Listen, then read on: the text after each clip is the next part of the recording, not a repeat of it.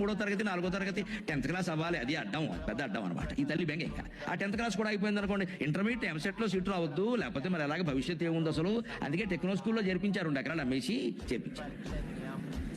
ఆ ఇంటర్మీడియట్ కూడా అయిపోయి ఎంసెట్ కూడా అన్ని కోచింగ్లు కూడా అయిపోయిన తర్వాత ఇంజనీరింగ్ ఎంసెట్ అయిపోయింది కదండి, మీ వాడికి ఇంజనీరింగ్ సీట్ వచ్చింది కానీ ట్రిపుల్ ఈ రాలేదు, మధ్యలో డిడిఈ అని ఏదో వచ్చింది, ట్రిపుల్ ఈ రాలి, అది రావద్దు.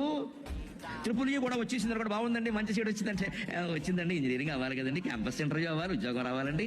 అది క్యాంపస్ ఇంటర్వ్యూ కూడా అయ్యాక మన వాడు సెలెక్ట్ అయ్యాక వస్తే వచ్చింది కానండి, టీసీఎస్లో రాలేదండి, సిటీఎస్లో వచ్చింది. టీసీఎస్లో కూడా ఉద్యోగం వచ్చాక మనం పలకరించి ఏమమ్మా మీ వాడికి టీసీఎస్లో వచ్చింది కానండి, ప్యాకేజీ ఎంత బాగుండలేదు. ప్యాకేజీ కూడా సరే అయ్యాక మీ వాడికి 40 లక్షల ప్యాకేజీ ఏకంగా నెలకి 3 లక్షలు పైన పడిందమ్మా, బ్రహ్మాండంగా ఉంది, బాగుంది కదా. ఏమిటోనండి ఇవన్నీ వేసరికి 30 ఏళ్ళు వచ్చేమో అబ్బాయికి పెళ్ళి అవ్వట్లేదు.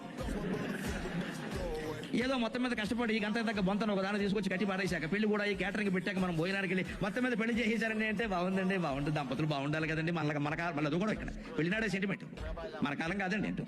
అందుకని వాళ్ళు కూడా బాగున్నాక 2 ఏళ్ళు కలిసాక 3 ఏళ్ళు అయ్యాక ఏమంటే మీ కొడుకు కోళ్ళు అంతా బాగున్నారంటే అంతా బాగానే ఉన్నారని ఏమిటో మా కోడలు నీళ్ళు వేసుకోలేదండి. ఇంకా అసలు ఈ అత్తగారు నీళ్ళు వేసుకోకుండా ఉంటే ఈ గొడవ ఏది లేకుండా